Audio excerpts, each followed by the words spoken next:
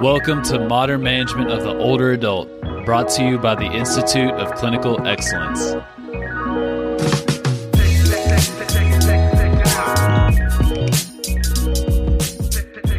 Good morning, folks. You are listening to the PT on Ice Daily Show, brought to you by the Institute of Clinical Excellence. My name is Dustin Jones, one of the lead faculty within the Older Adult Division, and we are going to be talking about a framework for balance, about how we can think about balance from the assessment side of things over to the intervention side as well. I feel like this area is very kind of misunderstood in the rehabilitation realm, and it's often handled very poorly from what I've seen. And I'm definitely guilty of this as well. Let's kind of play out the typical scenario when we're talking about trying to assess and improve people's balance, right? We have someone, if you're an outpatient, they likely came to you for, some type of painful issue, right? Back pain, shoulder pain, whatever. And then you realize, this person, reports that they feel unsteady, or that you may notice it yourself, or you may have gotten a referral that said they've had a fall and we need to look at balance. Then we do our assessment, and typically what we're doing is throwing some type of quote unquote balance outcome measure that we learned in school, probably something like the Berg, balance test, where we take them through that test and we see a score and we say, oh my gosh, all right, you are at risk of a fall. I saw some deficits in some of these activities, and man, all right, I'm going to give you my balance program, right? So you've got your balance exercises. There's probably, some tandem stance in there, semi-tandem, maybe one-legged stance if you're feeling funky, right? You're maybe doing some obstacle courses, maybe tossing the ball back and forth. You may be having them stand on an AirX foam pad, right? We kind of got this kind of generic balance program that does challenge people's balance capacities. But what we often see is that generalized program is not specific to the deficits that person provides. Balance, I would say, out of any other facet of performance, is probably one of the most complicated, because there's so many different variables that can influence someone's balance ability.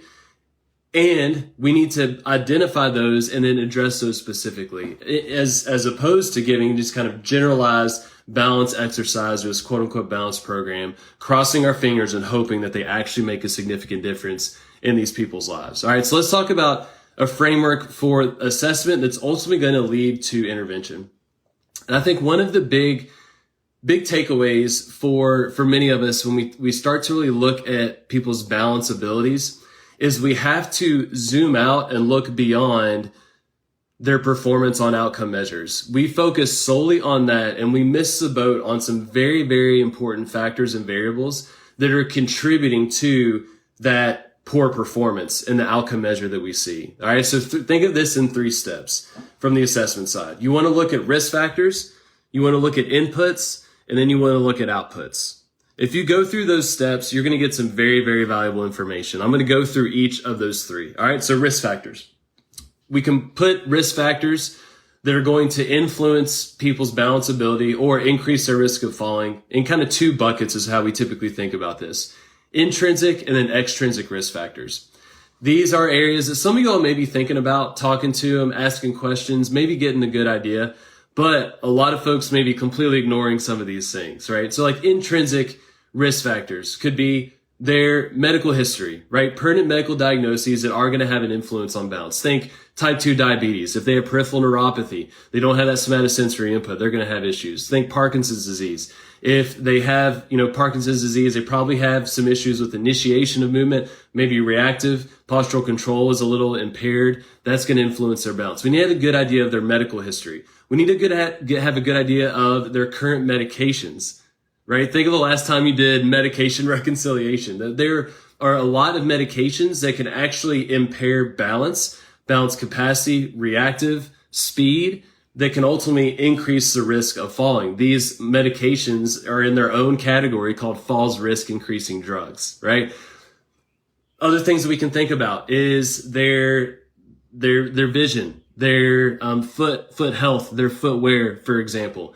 There's a whole host of these different intrinsic variables that are a lot, right? There's a lot of things to work through, but they will give you valuable information that is contributing to their impaired performance on some of the outcome measures that you're seeing.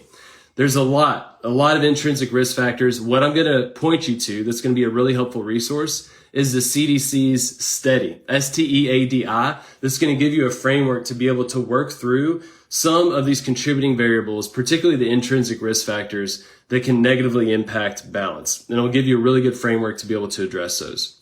Then we have our extrinsic risk factors. This could be assistive device use, the fitting of the assistive device, which we often see it's not properly fitted, whether it's, cane walker, so on and so forth. What's the home look like?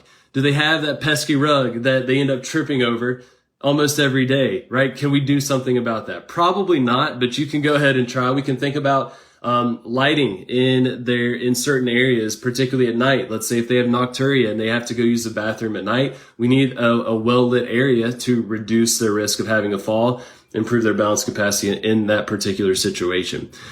So CDC STEADI is going to be very, very helpful for you to work through some of these risk factors, intrinsic and extrinsic. All right. So I would start there. So that's risk factors. Get a good idea of that. Check. Next is going to be inputs. This is where we're looking at those afferent signals, those three main systems that are giving us really helpful information that allow us to execute and maintain our balance. That's that somatosensory system, the visual system, and then the vestibular system.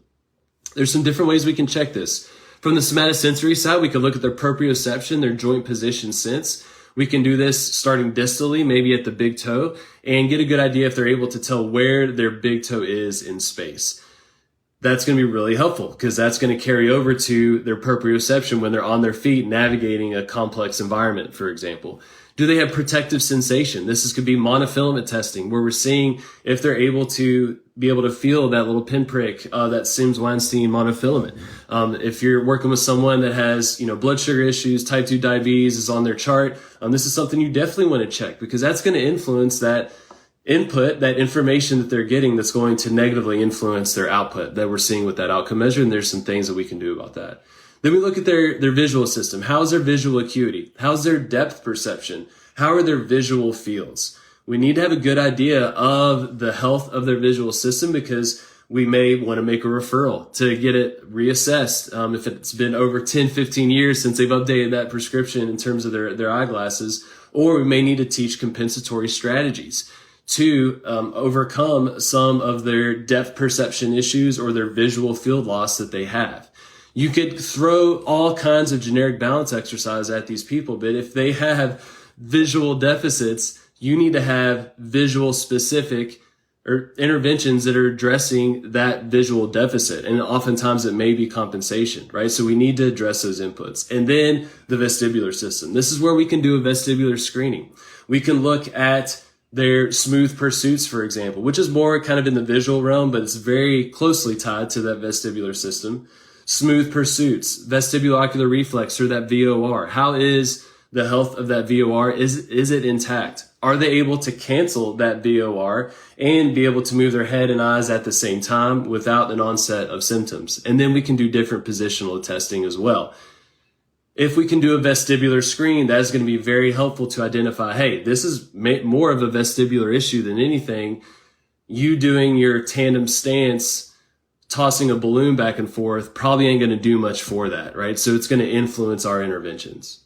So we take those risk factors, we take the information from the inputs, and then we do the outputs, which is our outcome measures that we typically think about. Many folks will do a Berg balance test. That is not the perfect test for everyone, right? There's a lot of issues with the Berg balance score. It doesn't really address a lot of different variables of balance in terms of balance performance. What we really like to recommend for folks is looking at something like the mini best test that is more of a well-rounded test that looks at people's ability to anticipate maybe a destabilizing event, maybe their ability to react to a perturbation in terms of their reactive postural control. How do they handle different scenarios where we've limited vision or limited that somatosensory input or kind of muddied the water in terms of the vestibular input? How do those people respond in that situation? How they do in a dynamic gait scenario where they have to do different tasks or they have to ambulate, but then also add on a cognitive dual task. That mini best test is going to reveal a whole host of different common scenarios that these folks are going to be struggling with that we can work into our intervention plan. For someone that may be more in a seated position most of the time, we can do the FIS, the function in sitting test, which is as well-rounded as the mini best test that will give you a good idea of their performance in a seated position. And so we take those risk factors, we take those inputs, and we take those outputs in our assessment. And then what we find, we have a individualized, tailored program to that person. And so for some people, the first thing you may do is call their physician or a pharmacist to have their medications looked because they're on a couple FRIDs or false risk increasing drugs that we need to take a look and make sure that they're still appropriate and they're still necessary because we know that they have a negative influence on people's balance ability. You may realize that, man, this person is very visually dependent, that as soon as we close their eyes and we're asking more of the vestibular system and the somatosensory system, their balance really starts to crumble. Then we know, all right, we need to maybe restrict their vision in some of these balance training activities to really strengthen up these other systems, to be able to compensate in the event that we don't have that visual input, make these people more resilient. And you may notice maybe in the mini best test where, man, when we do that cognitive dual task timed up and go, that's a part of the dynamic gait portion of the mini best test, Betty's performance really, really crashes. But she did fine on everything else. Well, what do we need to do? We need to do some balance-based activities where we are going to add on a cognitive dual task. There's so many things out in the real world that demand that. We can practice that in our sessions.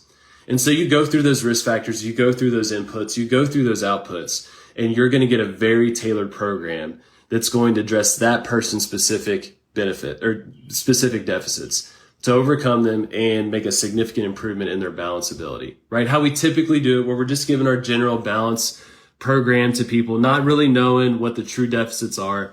It's like throwing darts blindfolded. You're just crossing your fingers, praying to God that you're going to hit that bullseye. Take the blindfold off, assess that person, understand their deficits through that framework, and then you'll be throwing those darts, hitting bullseyes every single time. All right. I will drop some links into the comments. You can shoot me a direct message as well, and I can give you those links. The big ones are going to be the CDC study. It's going to give you that framework to particularly look at the risk factors. That's what that one's really helpful for. And then I'll link to that mini best test and then the FIS, the function sitting test as well. So you'll have some resources as a result of today's episode. All right. Hit me up with any questions. Let me know your thoughts. Any other things that you'd add to the conversation around balance. I think we can really level up here. If you want to learn more about balance, if you want to practice some of these interventions of how we can take that information and really put it into a tailored program, I want to recommend our live course, MMOA Live, where we give a bunch of intervention ideas related to this framework. We've got a bunch of courses coming up. I'll just mention the ones coming up in June. We're going to be in Scottsdale, Arizona, June 1st and 2nd, in Spring, Texas, June 8th and 9th, and then we'll be in Charlotte, North Carolina in June 22nd, 23rd. We also hit on this in depth in our MMOA level 2 course, where we take a step deeper into the topic of balance. All right. Well, I'm going to get off here. We got our first MMOA level 1 call for this cohort coming up in about 15 minutes. I hope you all have a lovely rest of your Wednesday, and I'll talk to you soon. Thank you for listening to the MMOA podcast. If you found this helpful, please share with someone that could benefit. And if you're looking for more practical content to help you better serve older adults, head over to www.mmoa.online, where you can learn more about our free resources, our community, continuing education courses, and our certification. Once again, that's www.mmoa.online. Thanks for listening.